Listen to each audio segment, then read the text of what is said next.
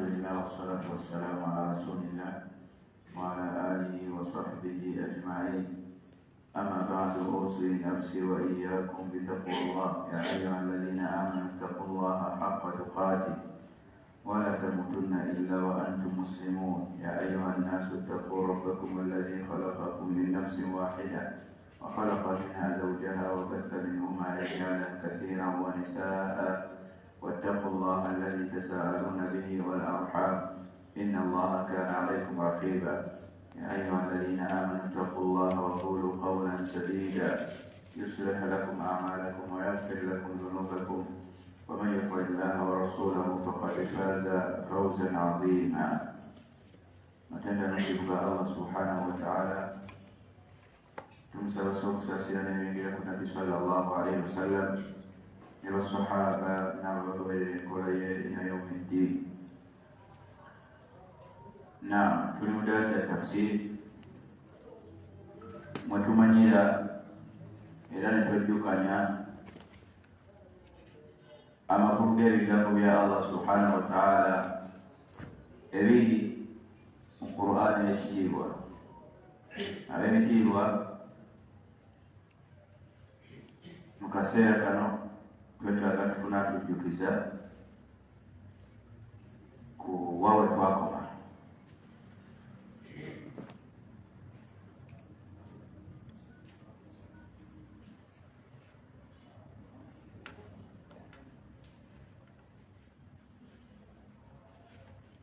Naam, twakoma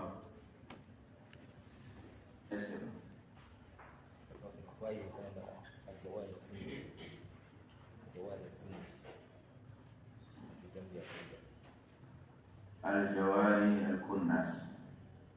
تفسير كما تفسير كما سورة التكوير يقول إذا نتكلم هو الجواري فلا أقسم بالكنس. الجواري الكنس والليل إذا عسعس. والليل إذا عسعس twagala tujambira kuyiga tugezeko okutuka insha Allah oba oliawo tuyigira Ramadan esura tugimaze mulamuke. Bismillah. Wallayli idha as'asa yategeeza ki? Naam,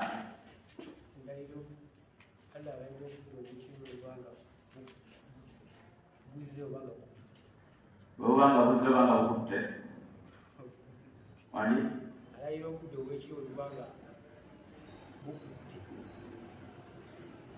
omulala. Naam,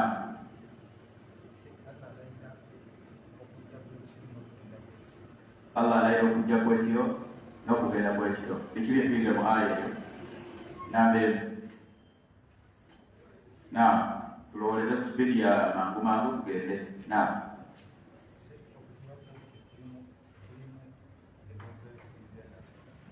okuziba kw'obudde n'okugenda amini okuziba kw'ekiro no bwetyo bwetugamba Luganda lutufu. Okujja kw'ekiro n'okugenda kwakyo mulimu obubonero obugasa abo abatya Allah subhanahu wa ta'ala. Yensonga lwaki Allah subhanahu wa ta'ala yalayira ekiro bwe kiba kizze ne bwe kiba kigenze. Namba 2. Naam, lwaki tufunamu ng'ekiro kikulu okujja kwakyo n'okugenda. Yensonga lwaki Allah subhanahu wa ta'ala akirayidde, kubanga Allah talayira kintu kitalina bukulu bukirimu. Namba 3. Wallayli idha as'asa. Naam,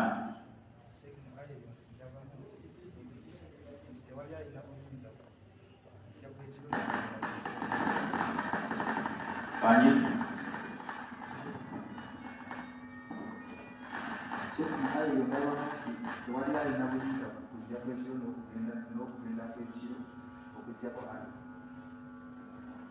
okujja kw'ekiro n'okugenda kw'ekiro biriwo ku buyinza bwa Allah subhanahu wa ta'ala.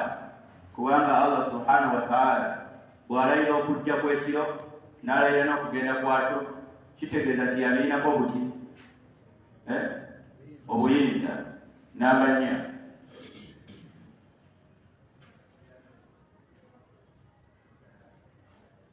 Ekiri direkiti aya etulaga nti ekiro kijja era nekigira nekigenda. Namba 5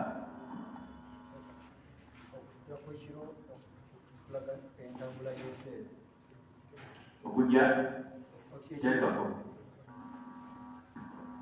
okujja kw'ekiro n'okuvawo kwakyo kulaga nti kimu kukitambuza eseera. Okujja kw'ekiro n'okugenda kw'ekiro kulaga nti kulimu ebirungi ebidde eri abantu abali mu nsi eno oba si ey'ebitonde. Okujja kw'ekiro n'okugenda kw'ekiro kulaga nti ekintu ekyo kirimu ebirungi ebigasa ebitonde bya Allah. Kubanga Allah subhanahu wa ta'ala singa kwali tekulina migaso okujja kw'ekiro era nga tekulina migaso okugenda kw'ekiro, yandibadde takulayira. Era bw'osirikirira mu kiraga nti ddala kituufu okujja kw'ekiro n'okugenda kw'ekiro kulimu emigaso. Migaso gy'egiriwa. Ekiro bwe kijja Allah subhanahu wa ta'ala atuleetera ekiro mwe tuwummulira. Ate ekiro bwe kigenda Allah subhanahu wa ta'ala atuleetera emisana mwe tukolera.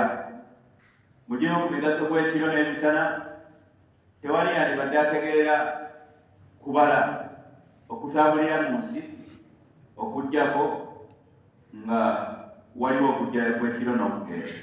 Singa tekwaliwo twandibadde tetumanya tuli mu nnaku mmeka, tuli mu lunaku ki, si we kiri n'ebifaanana bwe biti.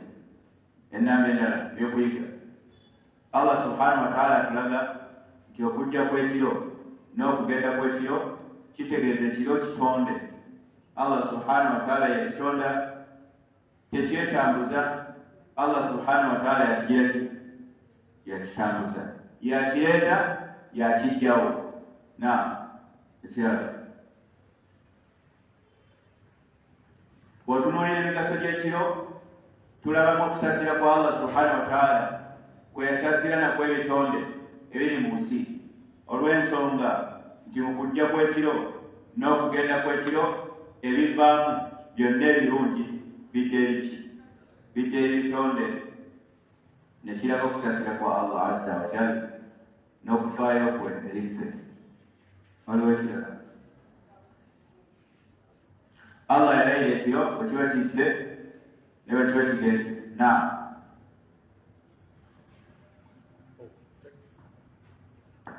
Okulayira kuno ekiro kulaga nti kulimu okulawula eri ekiro. Kiyinza okuba nga mulimu ebirungi fofoolo oba nakijjuddemu n'obuzibu. Allah okulayira okujja kw'ekiro yalinga alimu akatulabula nti abaaye ekiro bwe kiba kizze obwebudde busaanidde okubeera nga omuntu abwetegekera era nga bujja bumanyi, kubanga busobola okuvaamu ebimugasa oba ebimugira ki, ebimukosa. Ekiro bwe kiba kizze, okulayira ekiro nga kizze, Allah mulimu message erabula omuntu obunzi oyinza obutakivaamu oba ebibi ebikitambulira biyinza okukukosa. Kale omusiraamu asaanidde buli kiro nga kijja okubeera nga asaba Allah subhanahu wa ta'ala amutaasa ebibi ebiri mu kiro ekyo, nga mu suratu qul a'udhu birabbil falaq min sharri ma khalaqa wa min sharri ghasiqin idha waqaba. Tafsiri muligiraba oba muginomu. Namba endala era mu aya mulimu okusanyusa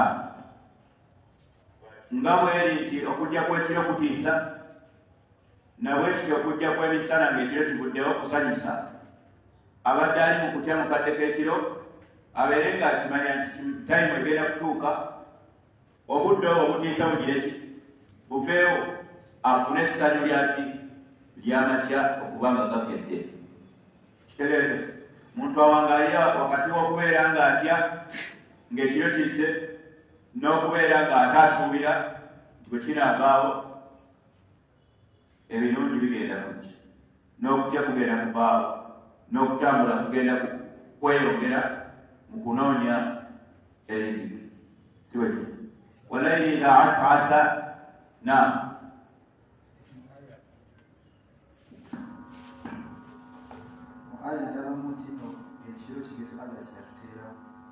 Kigezo mbeera kubanga ekiro kibamu enzikiza ate ebintu byetukoleramu nzikiza. Ekiro kiba kyanzikiza ate ebintu byetukoleramu. Kati okukirabira yalinga agamba nti ebintu ebikolera awo zobanya.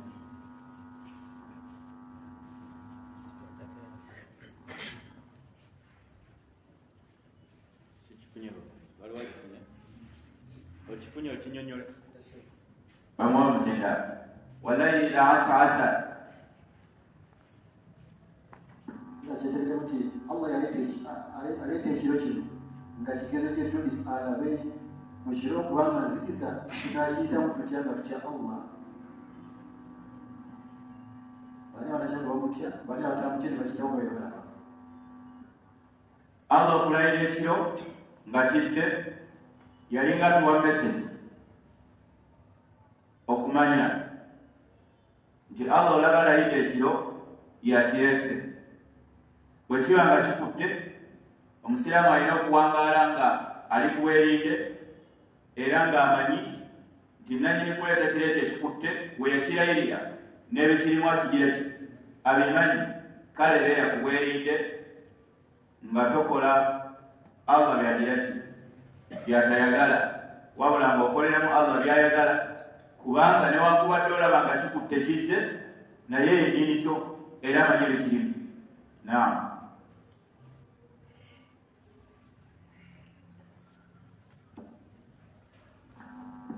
Allah okulayira ekiro kamu ku bubonero obulaga okubaawo kwe.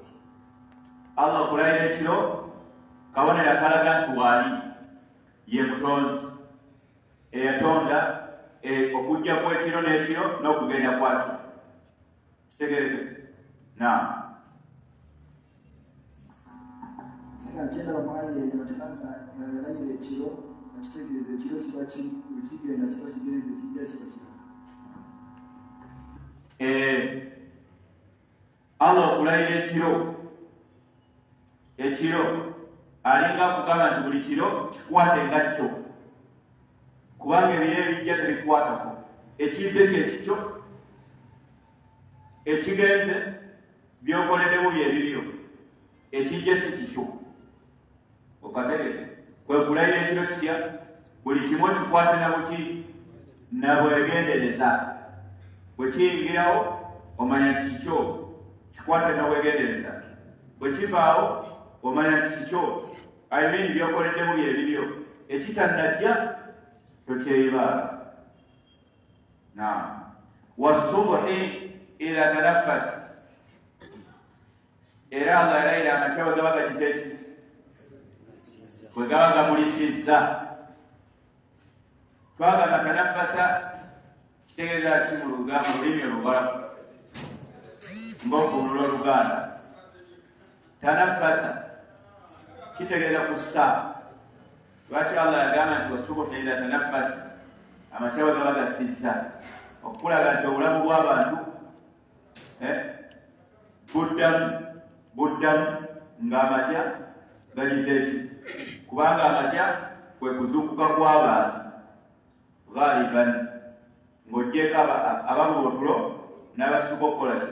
Okusaala. Abeebaka ekiro kiramba obulamu bwabwe buddamu ng'amakya gagize ki? Gazze.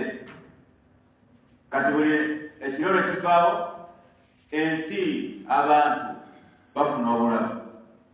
Wassubuhi idha tanaffas, Allah alayira amakya nga geerudde nga gamulisizza nga gaawudde ekiro n'emisana. byetufunamu ekisooka Allah yalayira amakya obudde bw'okumakya obwawula entandikwa y'emisana n'enkomerero y'ekiro olw'obukulu bwayo. N'ababiri eyo aya etulaga nti salatu subuhi nkulu nnyo kwaba babadde beebase olw'ensonga Allah subhanahu wa ta'ala yalayira tayimu yaayo. N'abasatu etulaga nti obudde bw'okumakya bukulu bwegendereze, tebukusubanga, tebukolerangamu ebikyamu, kubanga Allah subhanahu wa ta'ala tayinza kulayira kitali kikulu obudde bukulu obw'okumakya. Kale obwegenderezanga n'abendala.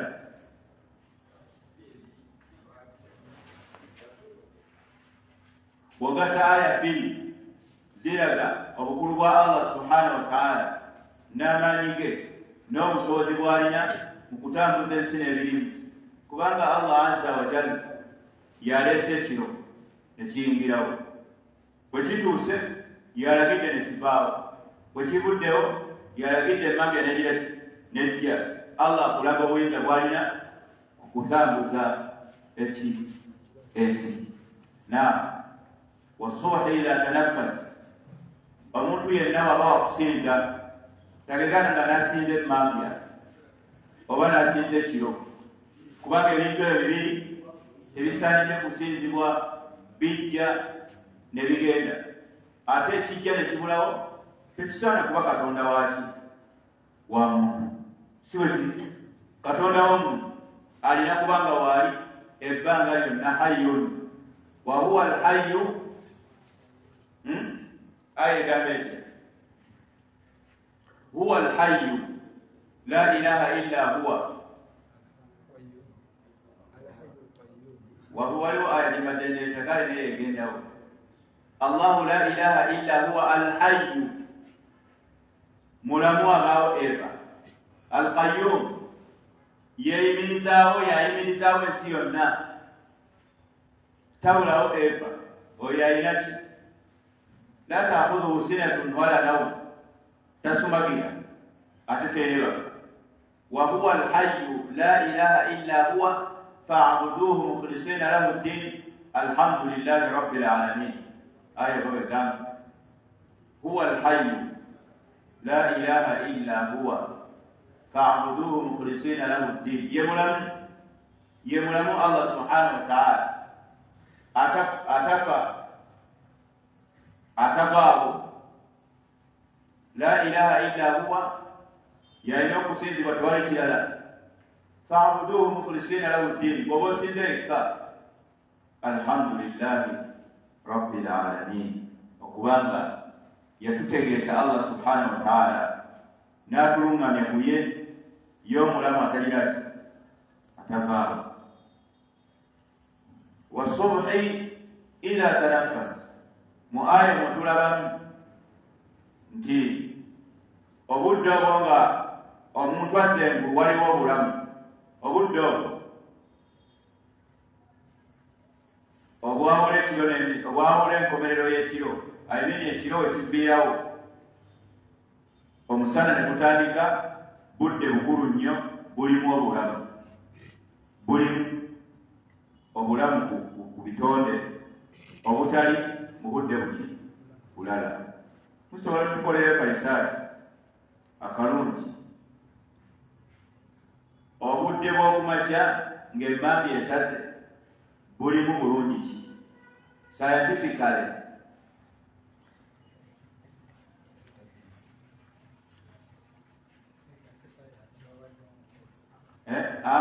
Ati ndagoba science ataliko Kurani, kati eno aya etulaze ekyo. Science ataliko Kurani yena mugoba. Ono Allah yamutugambye nti wasubuhi idha tanaffas, kitegeeza waliwo obulamu awo.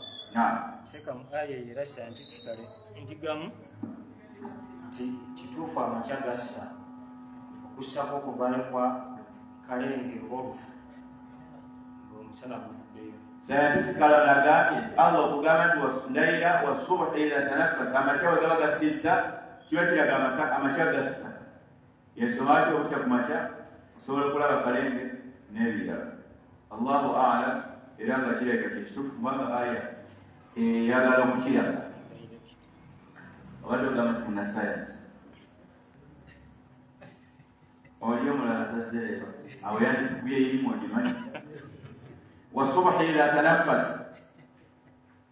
Allah bwe yalayira ebintu ebyo bibiri yabilayira ku nsonga ng'egamba ekyanga nkulu biri bikulu naye yabireeta ate ku nsonga enkulu n'agamba ati innahu laqawlu rasulin karim mazima Qur'an bigambo by'omubaka ow'amaanyi ow'ekitiibwa mubakaani Jibrilu alayhi assalaam.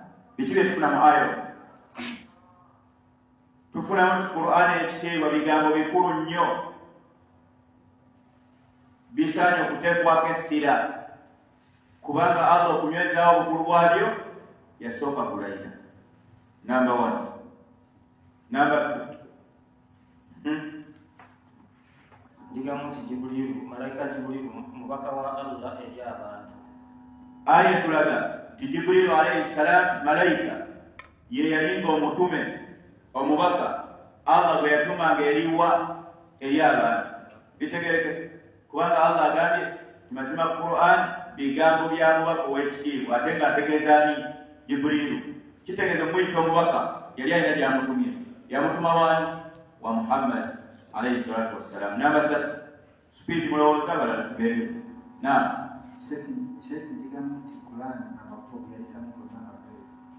Tuyigamu nti olujegere lwa Qur'an bwe yayita okubeera ng'eva ewa Allah okutuuka ku nsi ewa Muhammad sallallahu alayhi wasallam gaalinga makuba amanywere agatayigirwamu kubanga okugijja ewuwe yagikwasa malayika Jibrilu alayhi salaam. Kyebawadde malayika sisuubira nti kyangu kyakukola kyakuzanyiramu ati golawoti kiba kyangu okuyingiramu. Namba endala innahu laqawlu rasulin karim.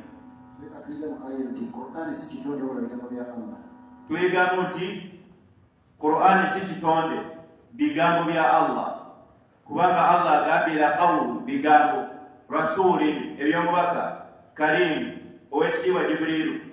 Okubiyita ebigambo kiraga nti yabijja wa Allah nga bigambo ate okubiyita nti bigambo bye kiraga nti omutume yenna bwe bamuwa ebigambo okkirizibwa okugamba nti bibye naye ng'ate byennyini byo twabyogere sio ki.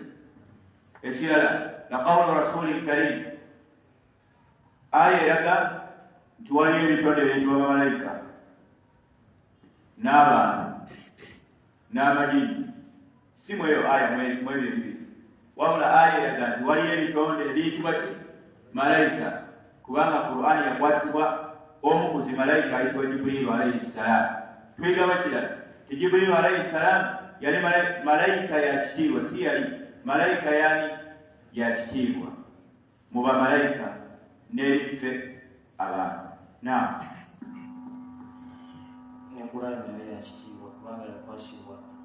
Twigamba nti Qur'an ya kitiibwa mulimu enkizo ya Qur'an ekitiibwa olw'okuba nti Allah subhanahu wa ta'ala yagiwa malayika yaki ekitiibwa ate nga bigambo byani by'omutonzi Allah azza wa jalla.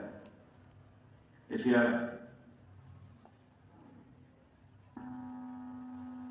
ekigambo nti obutabeerawo kwange nsobola okwongera oba tukiyigira mu Allah ye luno obutitobulabo n'ebigambo odi yatuba babaka nababituusa kati nga tugeze nga mu kufosa okukola ebitambitegere bulungi. Tuyigamu nti nze okutabeerawo kwange nsobola okwogera nga natuusa message mpandiike nga tukijja ku bigambo bya Allah byennyini nti yabiwa mubaka okubituusa era n'abituusa era n'ekigambo ekirala nti betuba obubaka bwaffe tulina okulonda abantu betulaba nti besigwa obwesigwa buvuddewa anti alaaiza nti omubaka yatuma yendako ate ng'omujefu sooka ogyefuunise nga ziri bbiri tusooke sooke tetunagimanya. njigamu nti nze mu butabeerawo kwange nsobola okwogera tugeze nsobola okutuma omubaka nga siriyo n'ayogera naye nga nze mba natumya ebigambo. tuyigamu nti bw'otuma omubaka byomutumye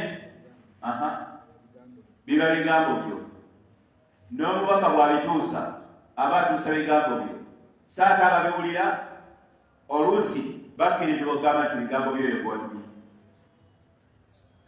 okategeke nkafunziza bulungi si kyekimu namba 2 gyobaddeowa era mu kutuma obubaka tulina okulonda abantu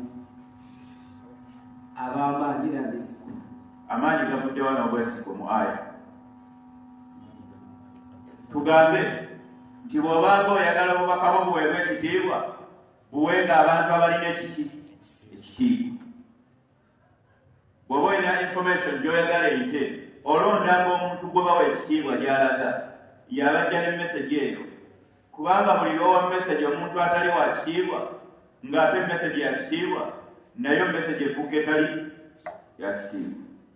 obitegeke Allah subhanahu wa ta'ala wa kitiibwa, ebigambo bye bya kitiibwa.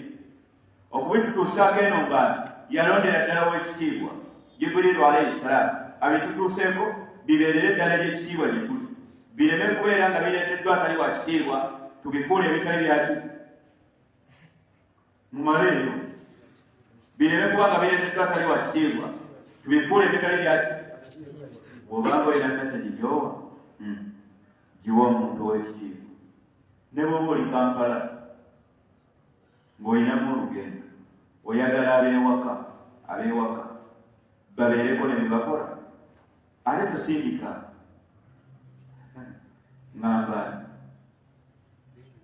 ŋŋambaani tusindika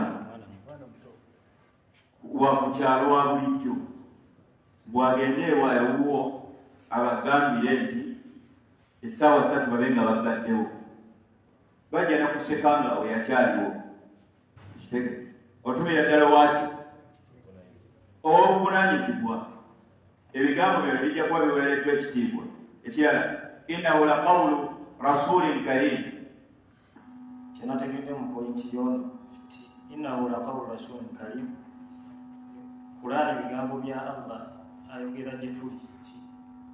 Allah subhanahu wa ta'ala yatusindikira ebigambo bye. twegawo mu Qur'an bigambo bya Allah subhanahu wa ta'ala ayogera gye tuli. yensoma ki ebiyita ebiki ebigambo, era ensoma ki wano mu ddalasa ya tafsiri bagamba ewamu nti Allah bw'aba alina kyakugambye otegeddemu ki.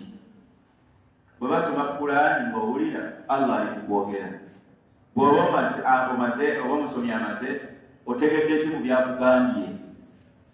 bigambo bya Allah yabigambani gwe, bitegerekese yabigamba gwe.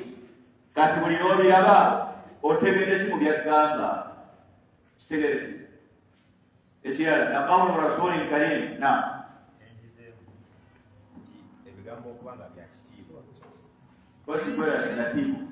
ebigambo okubanga bya kitiibwa nti kana kubanga kinkakatakozenga nti afunye obubaka obukolerako.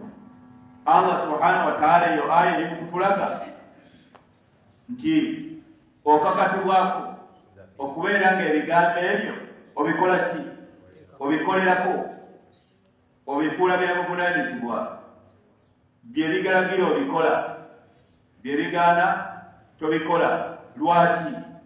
kubanga Allah agambye ebigambo byaleetebwa malayika omubaka owaki ow'ekitiibwa. kati okulaga nti ddala bya kitiibwa obitegedde kubigira ki, kubikolerako. atwongera ndala ekirala kyenjize nti eduniya eno si yakyengeza nga bw'olaba nti amawanga gabeera ne constitution bwe gafuga, n'ensi erina constitution ekolaki egifugafuga. so okubeera mu nsi bwebeera constitution yayo ogibeeremu. kati constitution yali wali oteekawo ebigambo. So ebigambo birina okukolerwa, birina okufuna feedback and respond ku bigambo byebakoze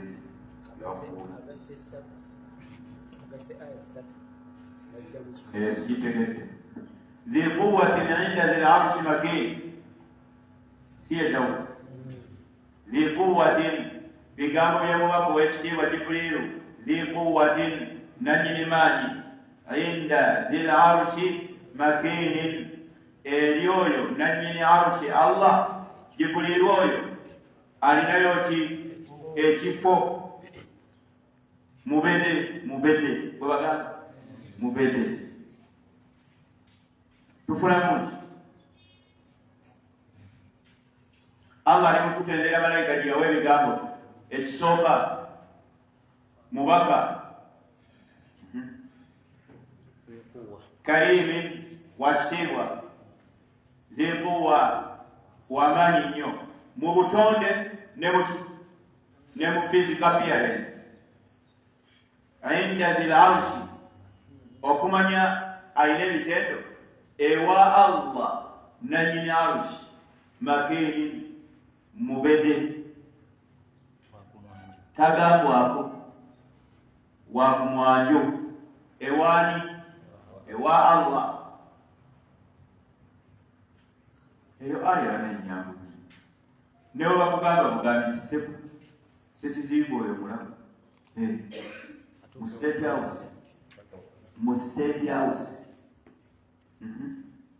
yafuuza abayingirayo bw'oba ofunye tubiveeko ebyokunsi ng'akalera fiiri tebirimu kaki kalungi na dhikuwatin nannyini maanyi Allah tutendera Jibuliiru ebitendo bye byebyo kyekyokuyiga ekisooka.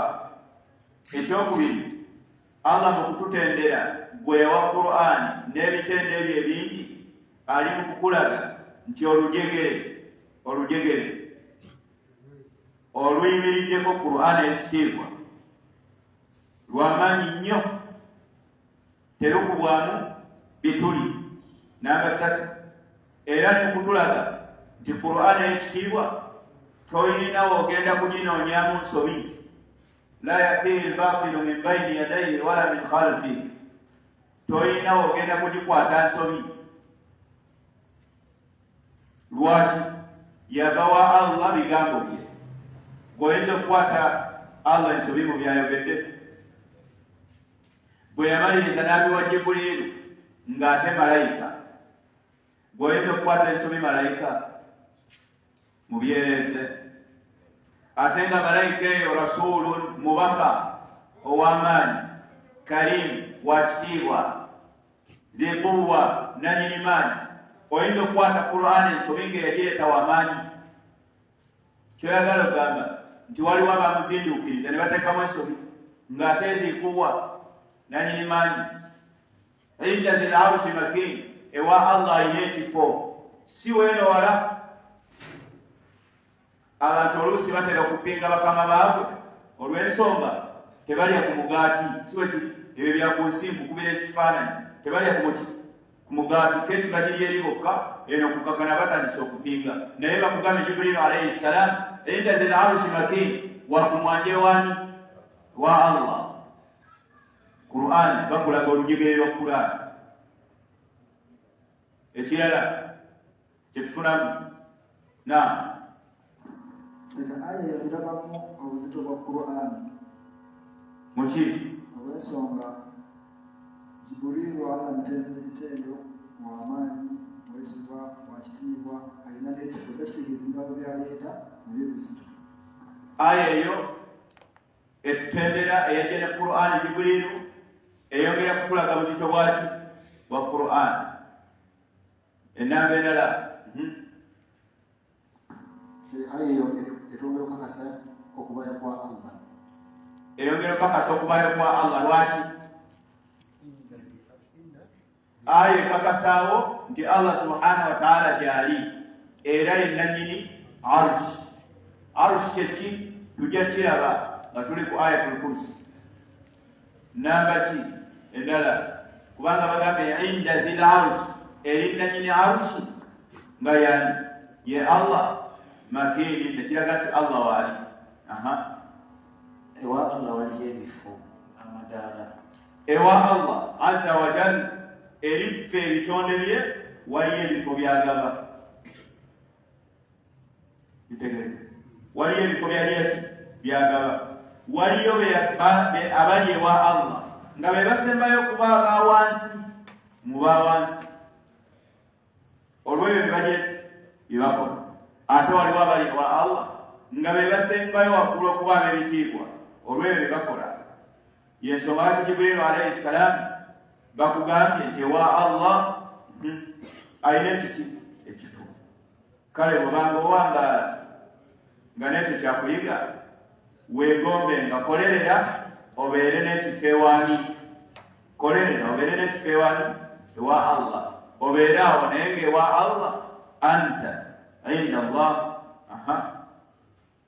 makinin olina ekifo tutegereza watu Allah agamba inna akramakum inda Allah atqakum ekyo kifo kati lwananga nnyo obeere nga ewa Allah subhanahu wa ta'ala gwasinga ekiki gwasinga ekitiibwa olw'okumusinza n'okumutya inda al-arshi dhi quwwa tulaba ti Jibrilu alayhi salam wamaani amaanyi ag'ebika ebibiri alquwa alkhalqiya alina amaanyi ag'obutonde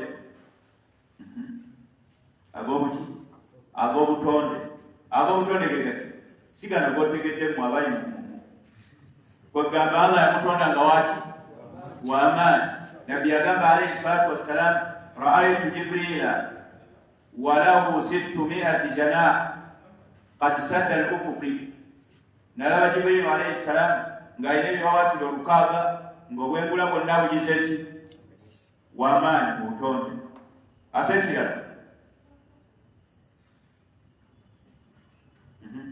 twabivuunula wamaanyi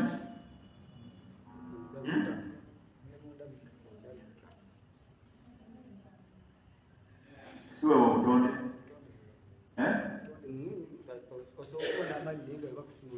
kale kubiddeyo buli bebayisi ekirala Jibrilu yamaanyi ekirala tulaba wankizo ya Jibrilu alayhi salaamu mu bamalayika bonna wankizo olw'omulimu ogwo Allah gwe yamugira bwe yamuwa n'ebitendo byamutenda kiraga nti malayika wankizo naam Shekhe Nasiri سلم السلام عليكم الحضور وعليكم السلام وبعد الحضور شكرا لكم سيدنا حسن اسم عند ذي العرش مكين نعم seka ndaba ng'ogata aya zitulaga tulina okukulembeza ebigambo bya Allah subhanahu wa ta'ala ku byabalala byonna lwaki kubanga byo bivudde wa Allah ate ebirala biva mu bantu ne tuliwo obudde tulina okukulembeza ebigambo bya Allah subhanahu wa ta'ala kubanga bye bigambo byokka ebirina ki si ebirina amakulu ebikakafu ebitasobola kubeera nga bikwatibwa ensonyi ebitasobola kubeera nga bikyusibwa tosobola bikubako kifuba n'owangula yensonga lwaki okuva Qur'ani weyakka mpaka kati yakka tebaagala ne compiling bwanga tebaagala era nga bagirwanyisa naye tebasobola kubeera nga bagisitookinga inda dhil arshi makinin na speed bana enesuura erina okugobwa Ramadhan aya erikukugaga nti Jibrilu ewa Allah inayo ezifomeke bali bonna kubanga gabi inda dhil arshi bali babiri barakallahu fik aya eraga ti Jibrilu alayhi salam tolowooza nti aline Allah batuula wamu bankozese bali ku mmeeza emu. Wabula alinayo bubeezi kiki olw'ebyo byagira ki byakola. Kategerekese tolowooza ti arushi naye alinawo kati kapaati nedda, wabula eri oyo nanyini arushi alina ekifo, yamuwa ekifo, amwagala nnyo, wankizo. So si nti bali bameka? Babiri. Kategerekese ekirala. Naam. ذي قوة عند ذي العرش. Allah yagende ku kitiibwa arushi n'agamba nti yennyini kyo. Ayagende ki? Kiyitibwa arushi. Arushi kitonde kya Allah subhanahu wa ta'ala, era Allah atulaze yennyini kyo. Arushi. Ar-Rahmanu ala al-arshi istawa. Kitonde kya Allah subhanahu wa ta'ala istawa, atebenkedde waggulu wakyo. Bitegerekese, atebenkedde waggulu wakyo. Tujja kugenda inshallah lugala. Ogamba kiseka nasuza. Naam. Alaykum salaam. Muganda wange bamaze okwogera ansi ateza alina anzigudde obwongo wala ebintuwonekuna kubanga Allah tabaraka taala okwezzaako arushi kiraga obukulu bwa arushi mu bitole byonna mu yatonda. Allah subhanahu wa ta'ala okugamba nti dhil arushi nanyini arushi kikulaga nti ekitonde ekyo arushi kirina enkizo ewani ewa Allah, kubanga ffenna Allah yennyini ffe, kiba kiri ffenna tuli bitonde bye era tuli yennyini ffe. Naye mu bitonde bye byonna n'atagamba dhi quwwatin inda khaliqi nnaasi, nti Jibrilu w'amaanyi eri oyo yatonda baki oba inda al-khaliq, wabula n'agamba inda dhil arushi. Kitegeeza arushi nkulu okugisoosowaza mu bisigadde byonna ebitonde bye. Kitegeeza inda dhil arushi makin muta'in. Jibrilu alayhi salaam mu bitendo bye muta'in, agonderwa. Agonderwa wa? Mu ggulu. Yagonderwa newa? Ne ku nsi. Ng'ali amugondera alayhi salatu wassalaam, nga bwe yakola ki? Bwe yajja n'amugamba nga tamulabanga nako iqra. Olwokuba yali tamanyi kusoma n'amugamba ma ana biqari'in, n'amugamba iqra ma ana biqari'in, n'amunyigamu. Oluvannyuma n'atandika omumusomesa nga bw'asoma. Muta'in, bamugondera. Bw'abanga nabbi alayhi salatu wassalaam yamugondera, naffe tumugira ki? Tumugondera. Mu ngeri ki? Tetugamba nti malayika ya Allah tugirinako obuzibu eyo ng'Abayahudi bwe bagamba tyaffe malayika bbiri Mikaili. Mikaili mpozi ekola mulimu ki?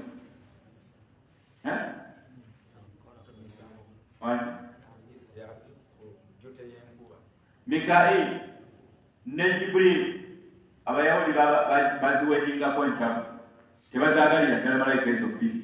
Genda okola ebisaati, lwaki tebazaagala? Era Allah n'atuuka n'okwogerako nti qul man kana aduwwan lillah wa malaikatihi wa kutubihi wa rusulihi. Qul man kana aduwwan lillah man kana aduwwan lillahi wa malaikatihi wa Mikail. Aya egamba eti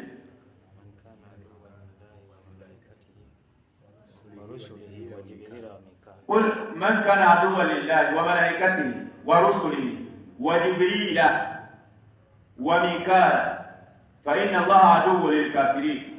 الله يلي أرد بيابو كمنتو ينام إلى ملابي الله وملائكته إلى ملابي وملائكة الله كذا غير دلازبينغا تذكريسا ورسله era mulabe ku babaka ba Allah tabakkiriza, wa Jibrila ngera mulabe ku Jibril, wa Mikaila era nga mulabe ku malaika Mikail. Fa inna Allah aduwwu lil kafirin, Allah mulabe kwabo abakola bwe bati. tubadde mu nsonga ki muta'in agonderwa samma amin ate mwesigwa ebyo bitendo byani bya Jibril ebyongera okukakasawo authenticity kyeki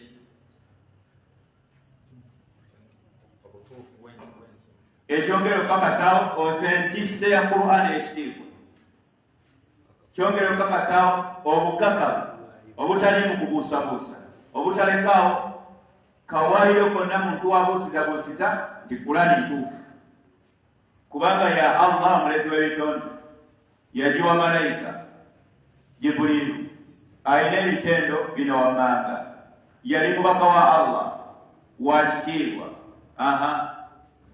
wamaanyi ate wa Allah alinayo ekifo muta'in agonderwa mu ggulu ne mu nsi thamma amin ate mwesigwa gwe ebyo olabawo olumu yonna ebuusabuusa Qur'an kakati aya tujjamu nti muta'in thamma amin tujjawo authenticity of Quran era bw'oba ogiwakanya tolinaayo lugimu olina kuyita olw'okuba ntuufu tolinaayo lugimu oyinza kuyita olage nti si ntuufu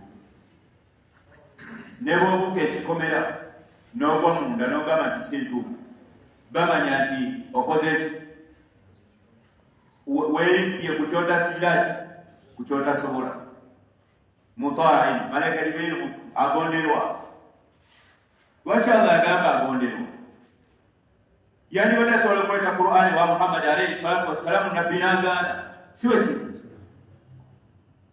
naye Allah yawandiika nga agonderwa era ne Muhammad alayhi salatu wassalamu bamuletera obubaka n'agonda ne bamusomesa emyaka 2 mu emeka nga mugonvu ne bamukozesa omuraja emyaka 2 mu 3 nga mugonvu n'abunyweza nga bwe bwajja okulaga nti agonderwa tebaayawukana ku bye yaleeta byonna byakuyigira thamma amin mwesigwa takumpanya kitegeeza Qur'ani si nkumpanye teyayingizibwamu kintu ate teyaggibwamu kintu nga bwe bagimuwa bwe yagireeta ku Muhammad alayhi salatu wassalam bitegerekese kubanga yagireeta mwesigwa ate nga bwe yagissa ku Muhammad alayhi salatu wassalam era bwe yagituusa Muhammad naye ali aminun mwesigwa yali mwesigwa nga tannabeera mubaka nga muvubuka muto alayhi salatu wassalam nga mwesigwa ensi yonna ey'e Makka ekimanyi nti oyo muvubuka muki mwesigwa kaakati abadde nga mwesigwa nga muto tayinza kubeera nga si mwesigwa ate ng'akuza afunye obwannabbi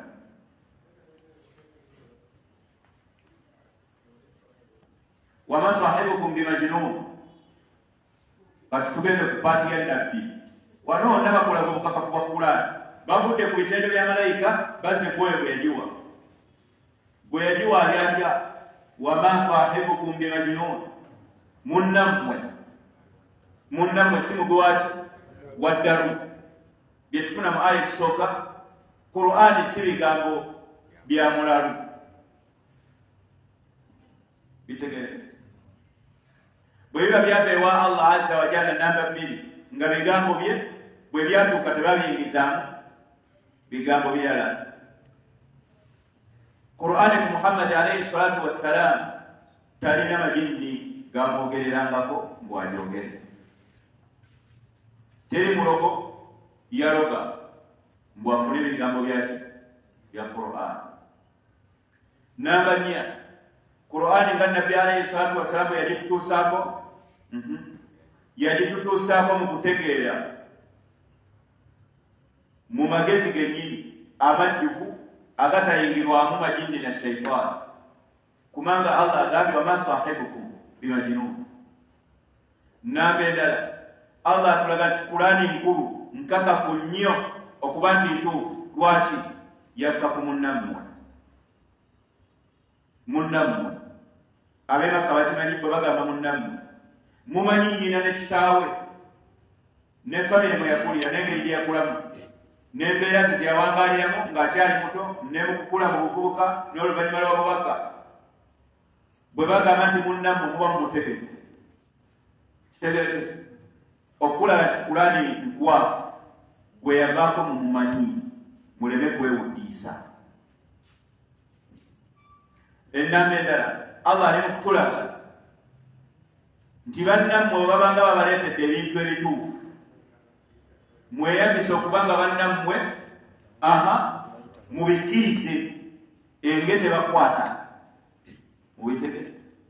Bannammwe bwe babanga babaleetedde ebintu ebituufu ebyesigika mubikkirize mubigoberere mubawulirize. Temuteekamu ki nsaalwa nange nafubitizi. Wano Allah yali agamba ab'e Makka nti azze ne Kurani munnammwe. Lwaki temujaganya olwekyo nga munnammwe yazze neki ne Kurani? Lwaki mutuula obufoofofu ne ba ahlul kitaabi nga mwagala okukola ki okunoonya engeri gye mumusuuzaako obwannabbi ng'ate munnammwe yaleese obwaki? Era tuyigamu nti abantu batera okwefuulira bannaabwe naye ng'ate ekyandibadde ekituufu buteefuulira ki munno. Kitegereke wama sahibukum bimajnun. Allah ayongera okutulaga nabbi obutonde bwe yaliko obujjuvu. Aya eraga obutonde bwa nabbi obujjuvu nti Allah yamuwa amagezi okuva mu buto mpaka nga obubaka bumuseeko tabangako mugwi waki waddalu. Ebyo n'abatali basiraamu babikakasa nga Al-Walidu ibn al-Mughira. Lumu Al-Walidu Saabakatuliki bwetyo ngende tukyogera. Saabakatuliki e Makka kyekyaliwo yagenda eri Nabbi alayhi salatu wassalamu. Nabbi yamusomera Kurani. Nabbi yasomerani Al-Walidu ibn al-Mughira namusomera Qur'an. Bwagiwuliriza kyokka nga bamusindise abeere ng'akola ki? Abeere ng'ategeeza Muhammad alayhi salatu wassalamu nti munnange ab'e Makka bansindise. Ab'e Makka bansindise baagala bakkanye bakufuula ow'ekitiibwa mu Makka. Bino byoliko biveeko bakulondereyo n'omuwala asinga obulungi bamukuwe bakuŋŋaanirize n'ebyobugagga. Bino byoliko bigireki. Bwe yatuukayo nabbi yamukuba Kurani nga latandika musomera Kurani so musomerera omusomera ng'awuliriza agenda okuwulira nga Kurani ebyo ebigambo mutuufu si bigambo bya bulijjo. Omutima ne gukyuka. Omutima ne gukyuka. Bwe yava ewali Muhammad alayhi salatu wassalamu n'addayo mu baamutuma balinze kyagamba ng'atandise okunanaagira. Atandise okunanaagira alaga ebigambo mpulidde byesuulirangako. Ne bamugamba musajja gwe ogenda tulyamu olukwe. Tubadde tukusaba kale tubiwulirangako naye baako kyoyogera eri abantu kale obifiisi. Abantu bafunirawo amaki amaanyi. Yogerayo kyoyogera wakiri onoonye engeri gy'okituumamu. N'abagamba wallahi mbalayira Allah subhanahu wa ta'ala mukimanyi bulungi nti wano wonna tewali ansinga Luwalabu. Okumanya mmanyi Oluwalabu mmanyi ebisoko by'amajini ne shaitaani. Obyuli mmanyi ebisoko by'amajini mu Luwalabu ne shaitaani.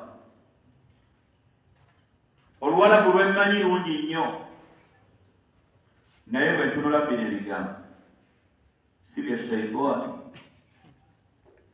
ate si bya majini. Si kuyimba ate si bya kiroko. Obyoledde.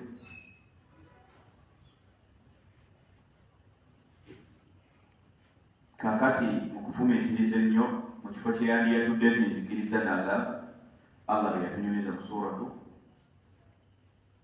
إنه فكر وقدر فقتل كيف قدر ثم نظر ثم عبس وبسر ثم أدبر واستكبر فقال إن هذا إلا سحر يؤثر إن هذا إلا قول البشر يفميتiliza kichaza kufakkara wa qaddar nagandi mutufu ene Qur'ani tekwa kubatufu thumma nadhar natunula nabagati siraba kubanga binyegabo ya shaitani wadena kubanga binyegabo ya shaitani na majini bimanyi thumma abasa wa basa nani gamwao anonya tezabu thumma adbara wastakbar au shaitani ne mwambala ekigambo kyabamugamba nti biteberere ekigambo ne kijja faqala nagamba in hadha illa qawl illa sihrun yu'thar faqala thumma adbara wastakbar faqala in hadha illa qawl al-bashar bine bigambo bya muntu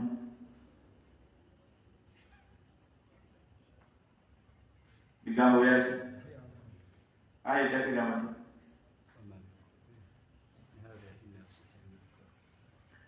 bigambo bino bya in hadha mazima zali bigambe tebiri illa sihrun okuja ko dogo yuthar dine dogo lisikire na kubagana muliki kubanga mutandikwa yabagambi si bigambo by'abantu nze manyi n'amajini nebya shaitani ate ku nkomerero nagamba nti ki wama sahibukum bimajnun nabbi tagwanga kuddamu newankubadde Allah beyagamba nti sahibukum oyo munnamu ate bagamba nti oyo majnun temubimanyi bagamba nti maki majnun muloge aliko majini nga tabia y'abantu bwe bali oli wakufuna kenge akukuba kyonna kyayagadde kitegeereza akukuba kyonna kyagizeki kyayagadde asobola kutuma omugwi w'eddalu naye ng'abali naawe bakimanyi nti togwanga ku ddalu era toliko ddalu nga n'abali naye bakimanyi togwanga ku ddalu naye nga nabo bagamba awammaani yagweddalu awammaani yagweddalu nga nabo balina ebiki ebigendere wama sahibukum bimajnun nabbi wa Muhammad alayhi salatu wassalam eyakako Qur'an tagwanga ku ddalu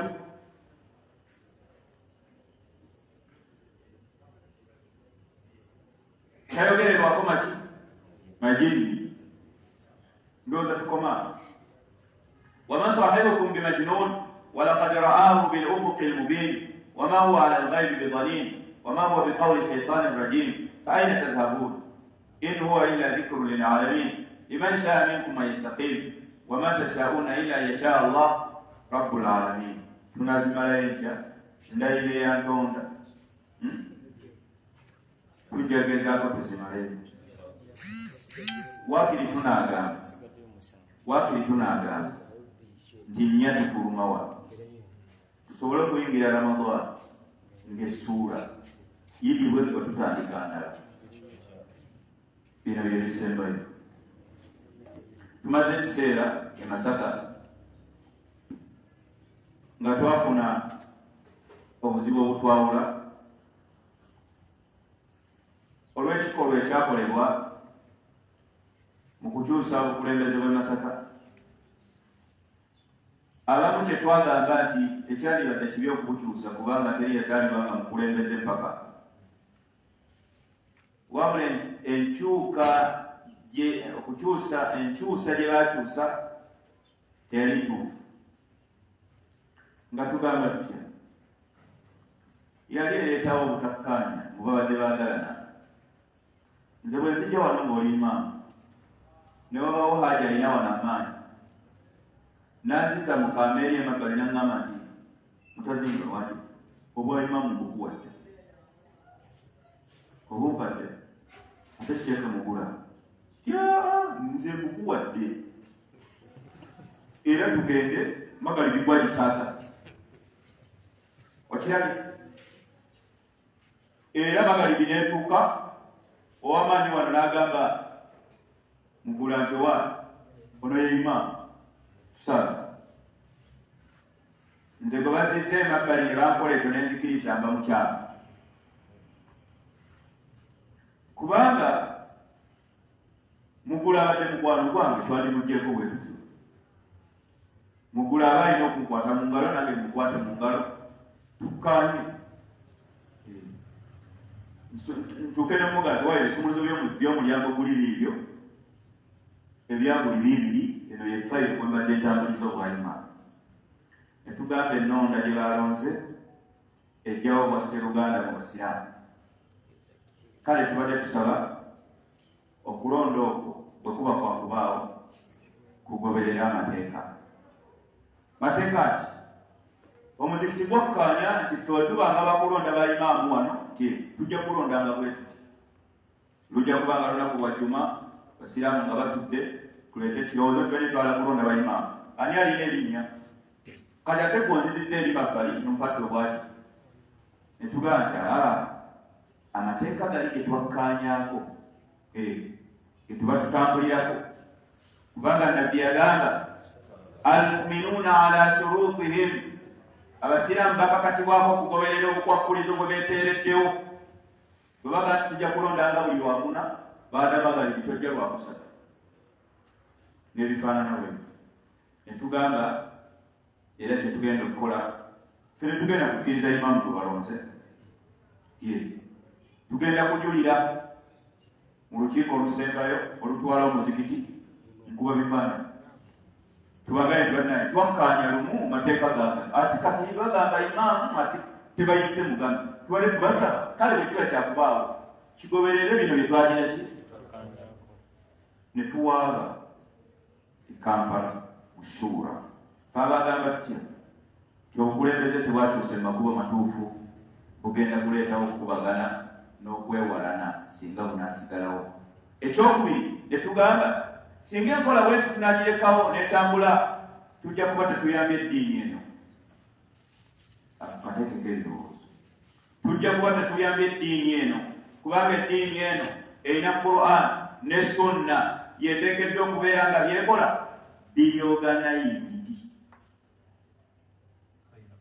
mukateekeko ne tugamba eddiini eno mukugiyamba tuddeyo tugamba abantu nti bannange tugoberere amateeka ge twassaawo kubanga bwe ganaagobererwa tewali ajja kweyalangiriranga ku bwa imaamu mu muzikiti bajja kumulondanga mu mateeka era bwe ganaagobererwa teri ajja kuzza mukwano gwe mu nsonda muge nti olaba otya tokusobola timbusobola awo nze nina ekiragiro mbukuwa bijja kuba biweddewo obwa sseruganda bujja kudda enkola eri direct egireki egobererwe n'okuwa amateeka ekitiibwa netugenda mu kooti ey'obusiraamu mu Shuura e Kampala bikulungudde emyezi mingi naye nga twesigabe twabirwa nti basajja bamanyi basheekhe bajja kumanya akabi ke tuli mu kugema era nabo bakageme ekiwandiiko kyazze nga kisalawo bino wammanga mu bufunzi ekisooka ekiwandiiko kyakakasizza nti Sheekh Abdallah Mutazindwa eyali amiirwa disitulikiti y'e Masaka yali yawandiika ebbaluwa n'agibaweereza ng'abasaba resigninga ekifo kyaki kyali njono amiir yali yabawadde ebbaluwa singa asaba ng'alisigninga ekifo kyali njono amiiru asobole okusetolinga ku kifo ki ekyamiir wa disitulikiti naye newankubadde ebbaluwa yagendayo tekyalobera ate bakyusa bukulembeze kumujja kukwata kyeyayagala setolingeko Shuura nekakasa nti kituufu ebbaluwa twaligira ki twagifuna ekyo kimu ekyokubiri era twagenda e Masaka ne tutuula ne sayidi zombi empaabi n'empya yalayira ne twetegereza ensonga Namba 3 ensonga twagiraba ng'egenda kuleetawo obutali butebenkevu mu basiraamu n'okwewalana. Ekyokuna ebyo bwe twamaze okubiraba bino bye twalabye mu nsonga eyo. Namba 1 okulonda kwali kufu nga tekugoberedde mateeka mukategete. Namba 2 olw'okuba abasiraamu ba Luganda twagala kuzza basseruganda twalabye nga Sheikh Abdallah Mutazindwa newankubadde yatuwa ebbaluwa erizaininga naye asigale ku kifo kiri ekyawaggulu. Namba 3 tulabanga gwe baawa obwamiiru Sheikh Muhammad Mwebe akola atya? Agenda kusavinga nga acting amiiru wa disitulikiti y'e Masaka okumala emyezi 6. Mubiwulira. Namba 4 olukiiko lwali lukola ne disitulikiti amiiru ono eyali nyisiddwa eri waggulu Abdallah Mutazindo lwali lukola naye olwali lugobeddwa akakiiko akapya lukomewo lwe liba lukola emirimu nga lukola nani? N'amiiru gwe bawadde emyezi emeka? 6. N'akakiiko tukawadde emyezi 6. Mu myezi egyo 6 balina okukwatagana bakoleremu arrangement balonderemu amiiru owa disitulikiti obukulembeze bwonna bukyuke mu ngeri ya constitution yakukatekeke gumu. Okulonda kugoberere constitution eya Jamhuri ya Tablighi Dawa Salafia ne basayininga abasajja abanene 5. Namba 1 Dr. Isa Adam Senjala, Chairman Shura. Namba 2 Sheikh Nuhu Uthman Abu Najiba, Deputy Chairman Shura. Namba 3 Sheikh Ishaqa Senfuma Mujasi, Secretary Shura. Namba 4 Sheikh Salim Bosa, Chairman Disciplinary Committee. Namba 5 Sheikh Abdul Nasir Katerega. Ekyo kyekiriwo era twasanyuse kubanga Wasseruganda wazzeewo n'okugoberera amateeka ne kuddawo kubanga buli lwogagoberera tewabaawo beekuba bikonde mu muzikiti naye bwe mugavaako buli mulembe guleetayo abakubi b'ebikonde nga baagala okufulumya abali mu muzikiti. Era tubategeeza abasiraamu bwe muba mwagala okukuuma emizikiti gyaffe nga giri safe muteekeewo zi constitution ezirimu obugwakkulizo obukuuma ensa z'abantu n'omukwano nga bulina okugobererwa ku buli kimu. Bwe munaabivaako bujja kuba buzibu. Oli ayinza okugamba ate lwaki mutuuza ku constitution ng'ate tulina Kurani ne hadisi? Constitution zennyini zino era Kurani na hadisi kubanga nabbi yatugamba ti abasiraamu bakakatibwako okugoberera bibakkaanyizzaako. Olwo tetuba mu hadisi bwennyini kati constitution zibanfu singa bimukkaanyizzaako byawukana n'amateeka gaaki. Ne mugamba nti omuzikiti gwa wano masanyalaze gatusunguwa. Namba 1 tuyisa resolution namba 1. Namba 2 tulundeyo embizi 9 zitufunirenga amasanyalaze. Kati totusomera hadisi nti obukwakkulizo bw'abasiraamu bugobere. Atukugamba ku kakwakkulizo ka haramu tukagobere. Wa sallallahu wa sallama wa baraka ala nabiyina Muhammadin wa alihi wa sahbihi. Batusonyiwe abakulu baawo n'okulwawo kasita si kya bulijjo. Jazakumullahu khairan.